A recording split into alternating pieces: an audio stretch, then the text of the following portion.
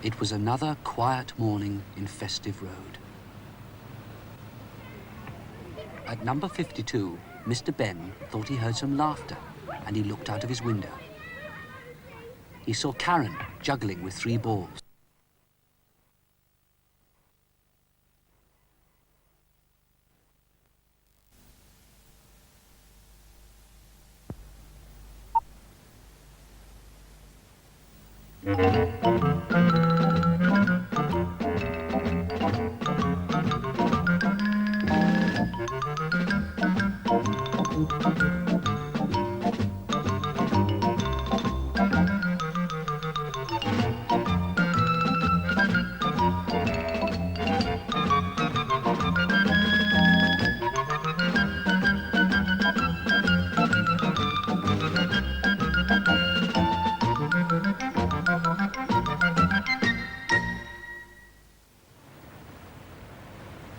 It was another quiet morning in Festive Road. At number 52, Mr. Ben thought he heard some laughter, and he looked out of his window. He saw Karen juggling with 3 balls.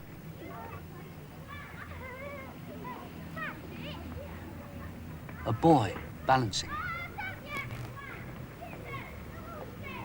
Then he saw the group of children who were laughing.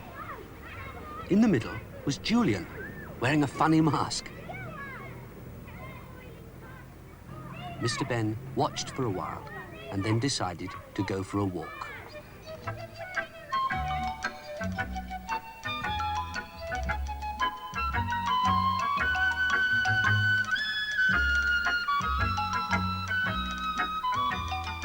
Mr. Ben was on his way to the special costume shop, the shop which adventures could start from.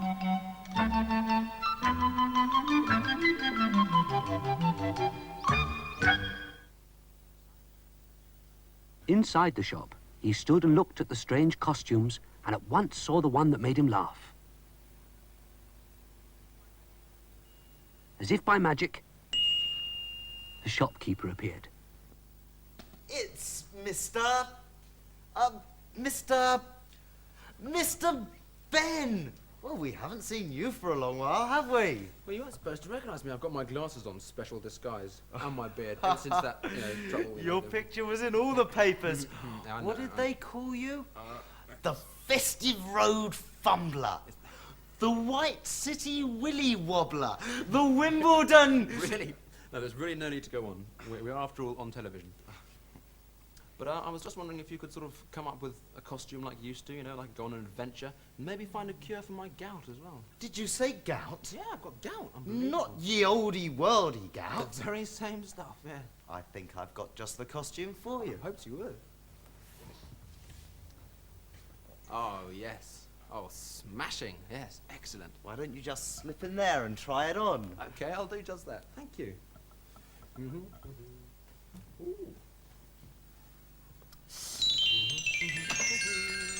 Right.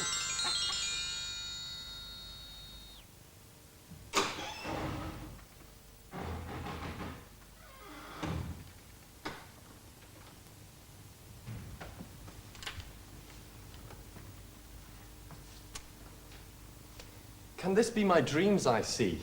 What strange fruit God delivers me. Fair of face and countenance fair, a bum as ripe as any pear. You are a doctor, aren't you, old fellow? Be kind, my friend, you have me wrong. You see, these are the words of a song.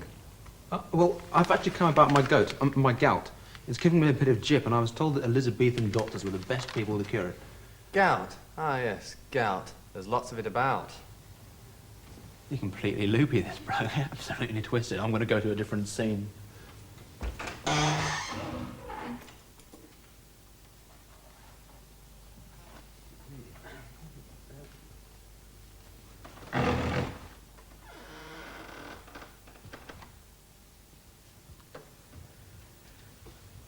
Am I addressing Dr. Foster, the famous quack from Gloucester? My name is William Gill, and I fear I've fallen ill. You have my name correct, but my trade you disrespect, for I am one of London's best, a fact that many will attest. You have many pills and potions, strange powders, herbs and lotions, and yet I've heard, if tales be true, There is something strange amiss with you.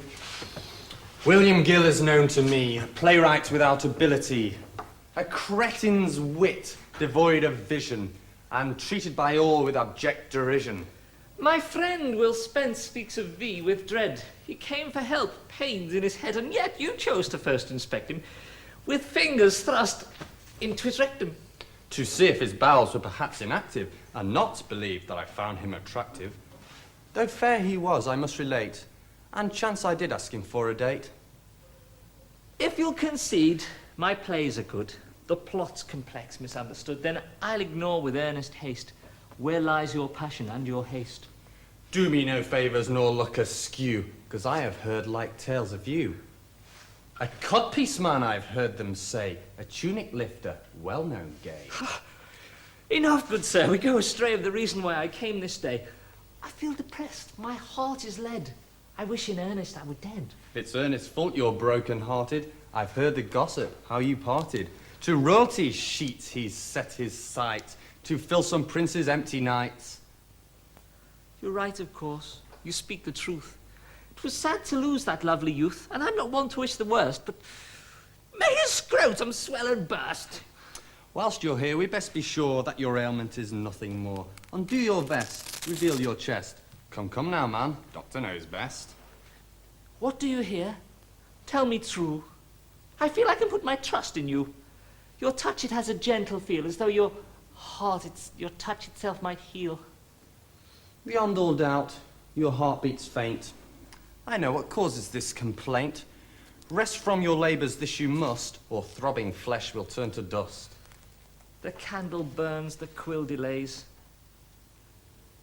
I weary much from writing plays. I've not the gift, it's very plain. All is wasted and all's in vain. I weary too, I've had my fill of coughing, spewing, limping ill, of life's vile diseases that so disable, of festering members laid on my table. Yet at this moment my heart it flies towards the light I see in your eyes. It's hard to tell what I find most dear, your noble front or your noble rear. Do not be so open with your intent. It is plain to see how your thoughts are bent. But do not give in, continue pray, for who knows how shall end this day. Be that mistletoe, or are my eyes amiss? Perchance I will be bold and claim a Christmas kiss.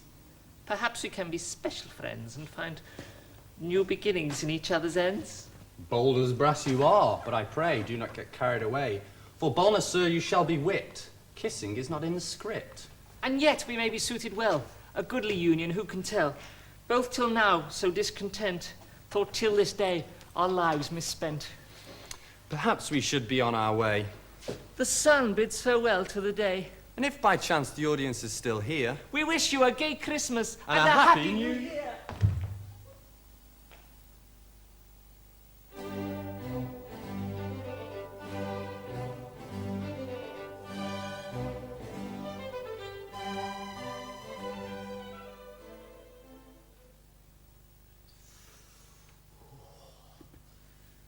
Thank goodness it's nearly morning.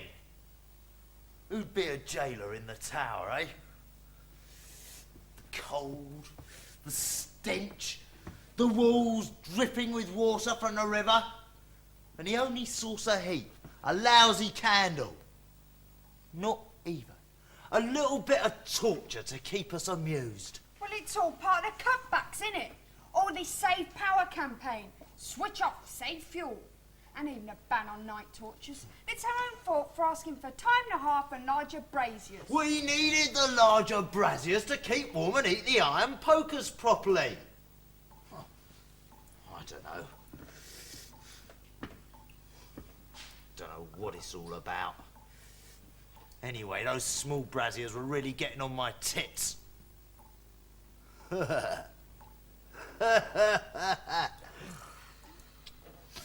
Anyway, we're in a right mess now. What's it all coming to? If the vapours don't kill us, we'll probably die of boredom. I don't know. Could be worse. Oh, and pray tell, how could it be worse? Well, we could be locked up in one of those damp horrible little cells waiting for the chopper. Or we could be hung up on the wall like him over there. The day shift brought him in. It was at that doctor's place where the snuff bus was, Dr. Foster. And you know, all he said the doctor told him was to stuff leeches down his underpants. That's what they all say. Where is the doctor and that bleeding playwright now, then? Oh, they're downstairs awaiting a good torture session. Oh, lucky sods. Old Scrotum's on tonight. They'll enjoy him. Yeah. Especially his hot pokers. I say, Shut up, you rat turd! there's obviously been a serious miscarriage of justice here. I seem to be tied to the wall. Oh, yeah. I suppose those leeches just fell off the shelf and into your underpants, didn't they? That's right. That's right, and the alchemist's nipple infusion just happened to smother itself all over your chest.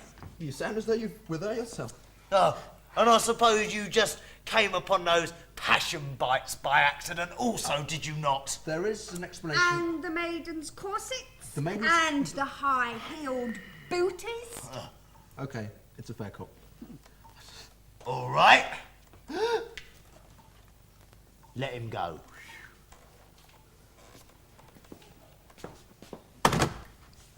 Cool. Well, it's very decent of you. It's your lucky day, mate. Well, I promise that I'll never do anything like that again. And That's what they all say. They just sod off out Yeah, my well, bleeding sight. I'll send you a postcard. Bye.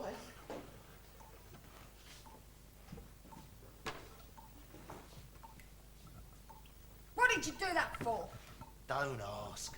Orders from up there. Something to do with it costing too much to keep prisoners if we're not going to kill them. You could do with cheering up. Do you want to see what I've taught Charles and James to do? Do I, heck? You and those rats will be the final blow to my sanity. Ugh, horrible things. Listen, they're very sensitive to being called R-A-T-S. They're very clever. A lot cleverer than some people I know. You're not referring to me, I trust. And they're very clean. They're always grooming themselves. Well, you could follow suit yourself sometimes, couldn't you, dung heap? Anyway, I'm in no mood for performing rats. Get those things off the frigging table!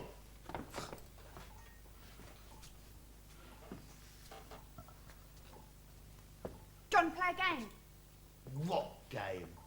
I'm bored with I Spy and doctors and nurses.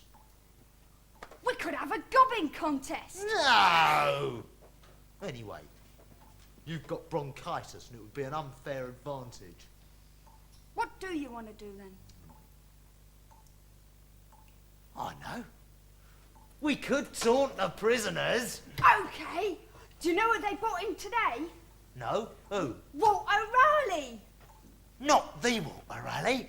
The great explorer who gave us tobacco and potatoes and... And yeah, bicycles. bicycles? Yeah, What's he in here for then? treason. Oh, he'll be getting the chop then. Yep, at dawn. Let's go and say hello.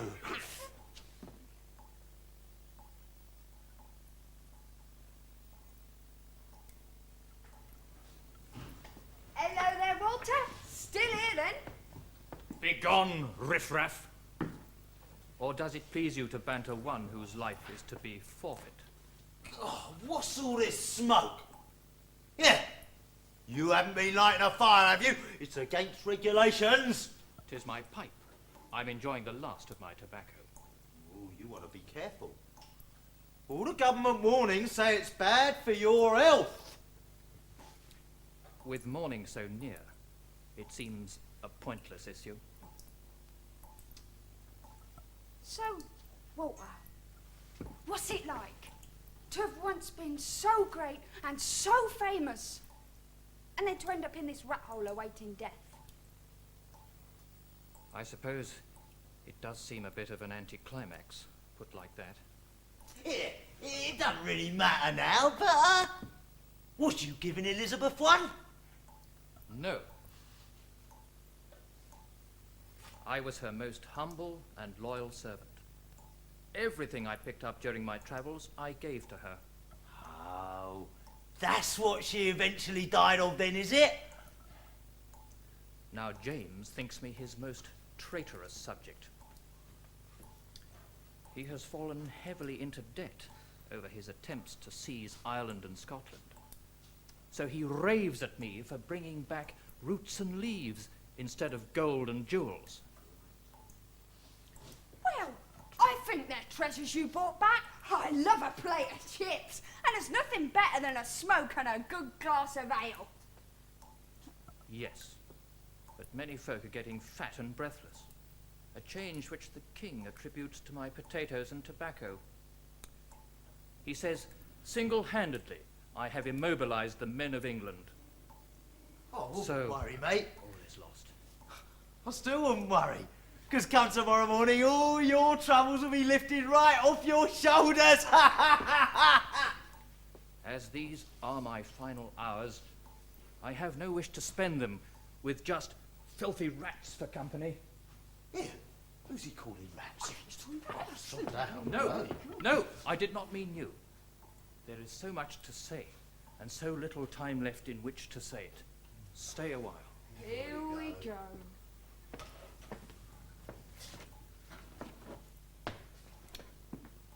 I have always loved the freedom of the open seas, but never so much as now, a prisoner, bound in irons. I have always thought the rising sun upon the crystal seas the most beautiful sight of all. Yet nevermore now, a captive bound in this dismal hell. I have always loved the company of loyal and brave men, of the courage. Am I boring you? What? Sorry. No, it's been a long night. Not for me, it hasn't. The dawn has come all too soon. Now, tell me one more thing, lads. Is it true if I pay the executioner, he will make the blow more accurate? Right, it's true. For 1 gold piece, he'll sharpen his blade so the first blow is clean and final. For 2 gold pieces, he'll hold the blade over a flame, which is supposed to ward off infection. For 3, I'll send Shatrag instead of you. No, you won't. That is nice to know. Now, I wonder if either of you gentlemen can see your way to lending me... Oh, sorry, we've got to go now. The morning shift's just arrived. Oh, I wouldn't bother asking them either. We've got a little saying round these parts. Never invest in a company which is, whose head is about to leave the corporate body. Who said that? Howard Hughes. Howard who?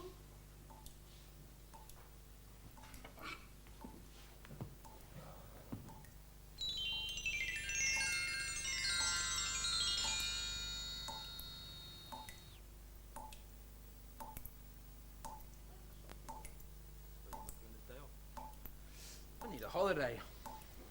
Better take a coat because it's going to be very cold. Ah, yes. Excellent. This will do. And a hat. And a cigar. Blimey, especially thinks I'm stolen them. I'll write him a note.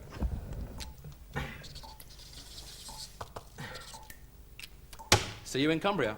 We're all going on a winter holiday.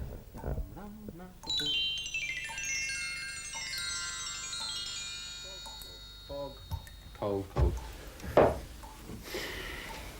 Hello? Hello?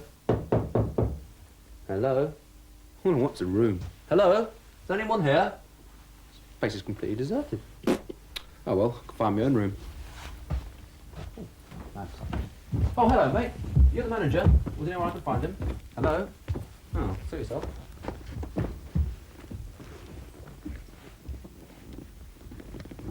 It was Christmas Eve, and the spirit of joy was upon the land. Love and peace prevailed, and the air was tinged with festive promise. Except in one place, that is, the tiny, quaint Cumbrian village of Chelwich. Here all was quiet. A gentle snow was falling, a strange kind of snow. It lay ever so lightly, and glowed ever so slightly as night settled down. To the observer, the tired old cottages could have been a scene from a picture postcard, still and captured forever. But if one looked hard enough and for long enough, there was movement. A strange mist drifted down between the sleeping cottages and the withered gardens, between milk bottles and the cobblestones. It rolled and rose, it fell and spread. It sent probing fingers under weathered doors and through window cracks. It searched. It chilled. In number 10 Elderbury Lane, snug in bed and dreaming schoolboy dreams, lay little Tim, deep down asleep. Deeper still within Tim, a partly digested piece of meat was causing severe and irreversible physiological damage. His mother, smiling at his sleeping form, bent and gently kissed the boy's pallid cheek. She then ran to the bathroom and threw up. It wasn't that she found her son repulsive. No, she hadn't been able to keep anything down for weeks now. Further down the lane, P.C. Hubbard was growling into his bathroom mirror. There's no work for an honest bobby nowadays. There used to be the occasional bit of trouble, but now, not even a pinched bottom. His duties now were reduced to making sure that the numerous empty cottages were secure, or repairing rotted for sale boards. Hubbard continued to his sick reflection. When will people come back? People, and perhaps just a little crime. And now, to top it all, his hair and teeth were falling out. Well, his helmet fitted better, and he could still blow his whistle, and that was something, or so he reassured himself.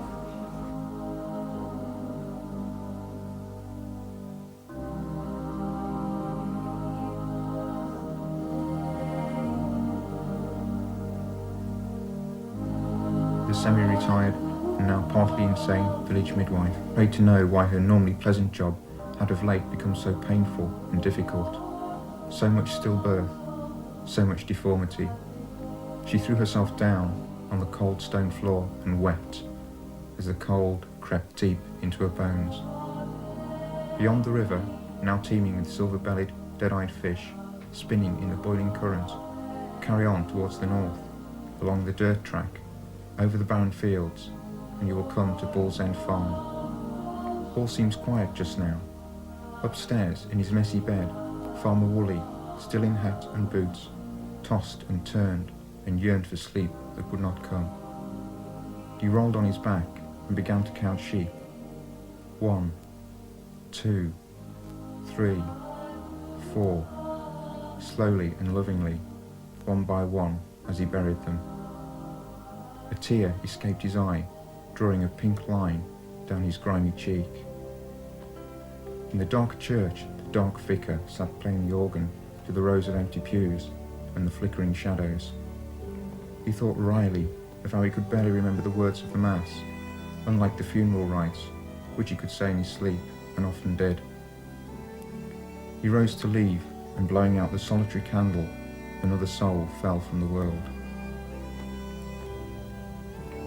Over in Pebble Cottage, Mrs. Maguire, all prim in pinny and bun, stood by the dying fire. She held in her cupped hands the tiny lifeless form of Joey, who had filled her mornings with music, and her days with joy, was dead. She stooped on clicking hips and placed him gently amongst the embers, cremation being the family tradition. Unable to bear the hissing and crackling, she swayed and tottered over to the now silent cage, and looking in, wondered which was the more empty, that or her heart.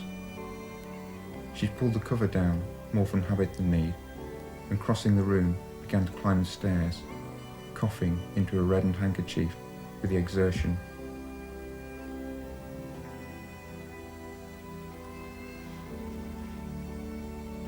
Last awake was Ledwick, the village painter and poet.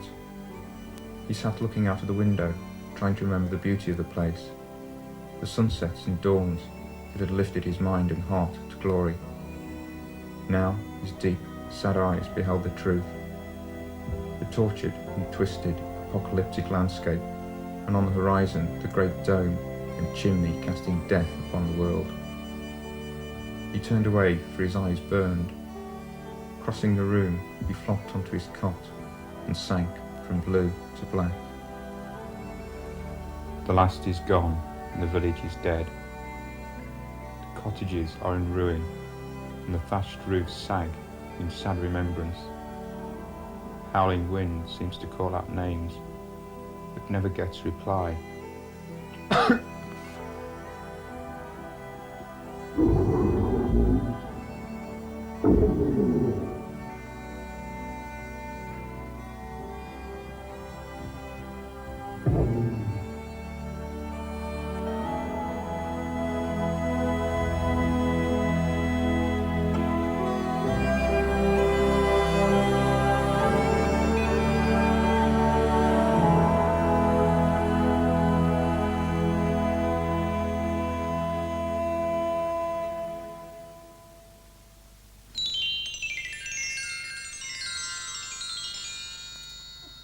Mr. Ben.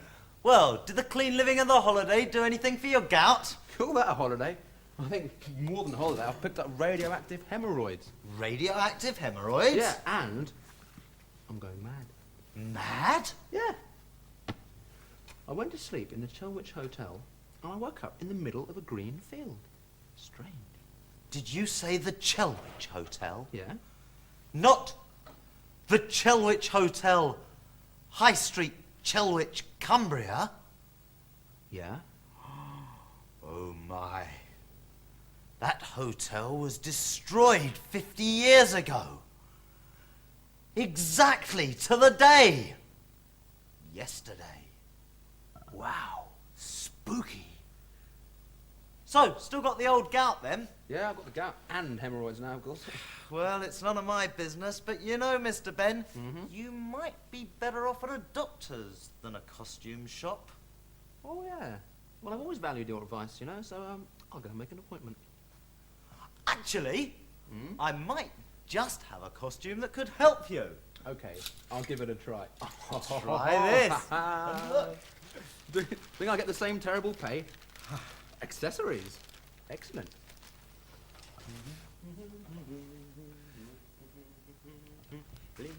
Stockings. Very sexy. Very sexy. Oh, I've added one. And makeup. Very nice. Very nice.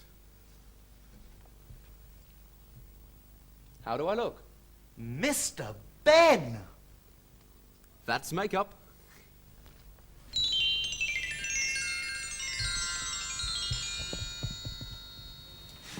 There we are, Mr. Pratt. Just sit and wait for your doctor. Shouldn't be too long. Right, thank you, nurse. I know where to go.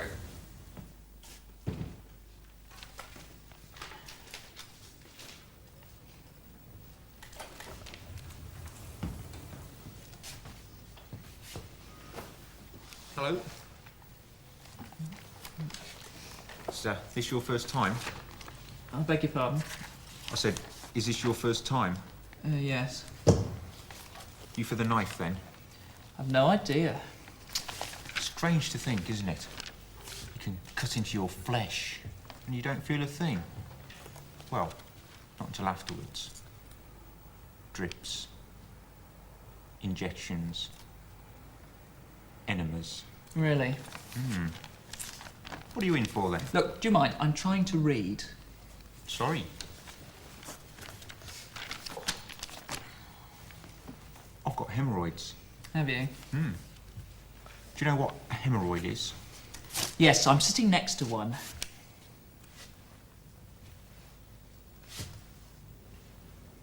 You sure you know what a hemorrhoid is? Yes, it's a pain in the backside. Ah, no. You see, that's the symptom of a hemorrhoid. You see, a hemorrhoid is actually like, it's a vein. Look, that's I'm in- simply waiting here to see the doctor, and I'm trying to read. Sorry.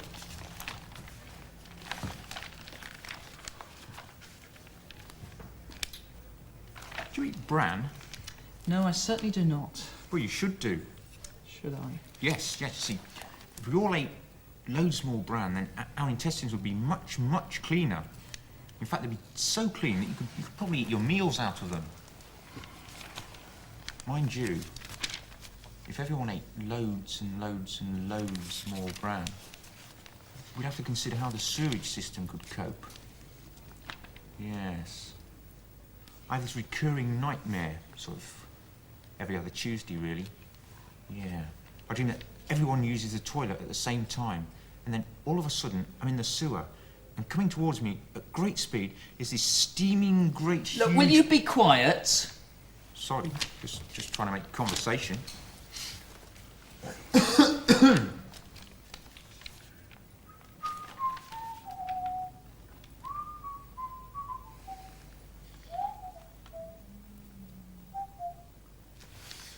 Beautiful Spain, eh?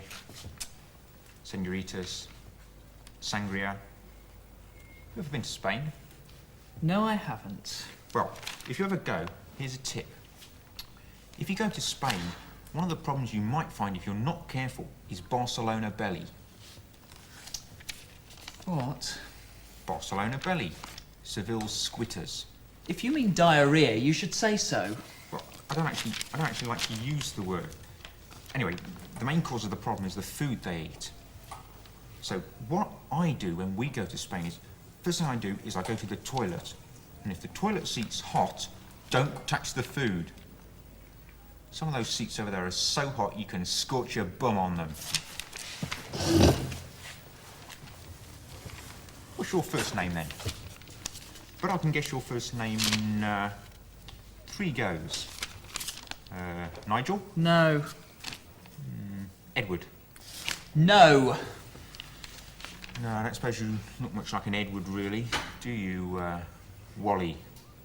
What? That's it. You're a Wally. Mr. Crapper, this way. Wally Crapper. Look, you. I do not have hemorrhoids. I do not eat bran. I do not holiday in Spain. My name's not Wally, you bowel-fixated idiot. And as for your hemorrhoids, I wish they were in your mouth, and then the surgeon could come along and remove them and sew up the orifice for good. Mr. Crapper! I don't know. Try and cheer people up, and all you get is abuse.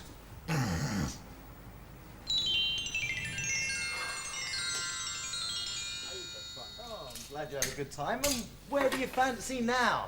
Well, I thought I might go down the living room wine bar, you know, the new one with the guitarist, to chat up Luscious Lucy. Well, you better have one of these in case you make a bit of a clown of yourself. Oh, very funny. So I could use a bit of comic relief.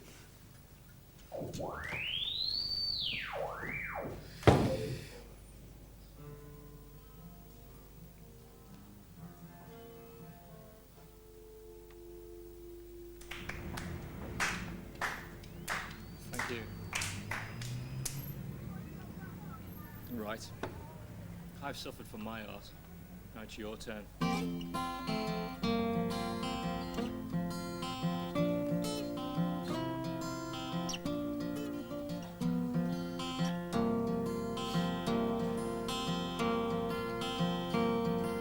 Hard as a diamond, secret as a pearl.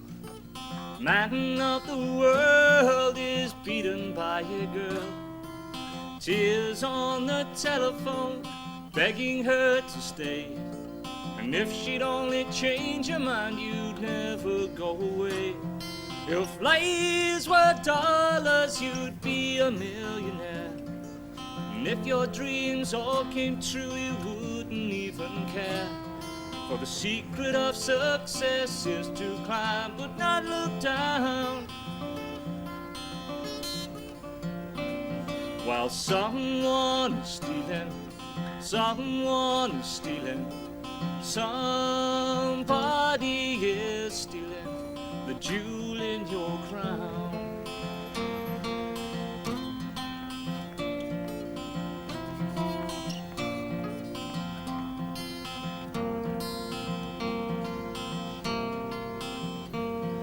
You're just like a sailor, girl in every town.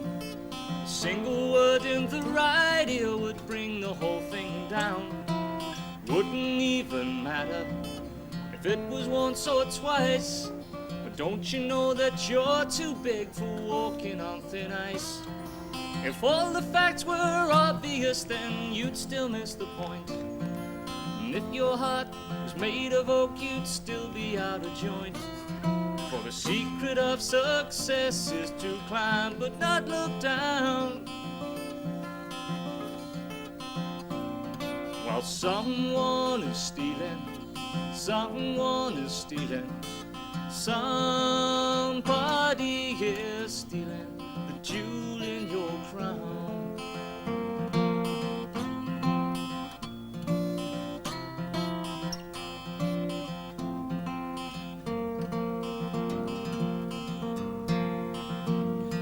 You're cold as a crystal, steady as a rock.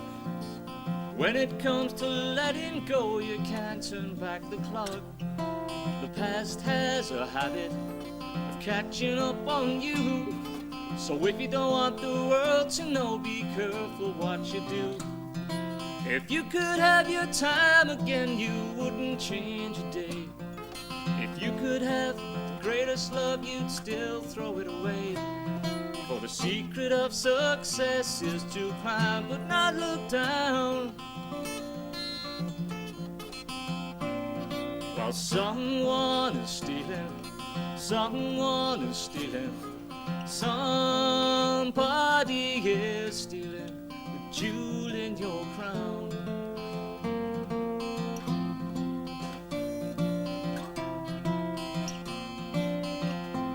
The jewel in your crown.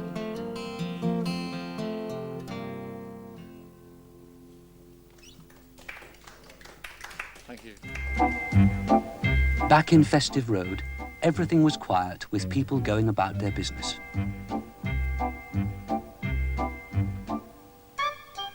There was just one group of children balancing on stilts and laughing.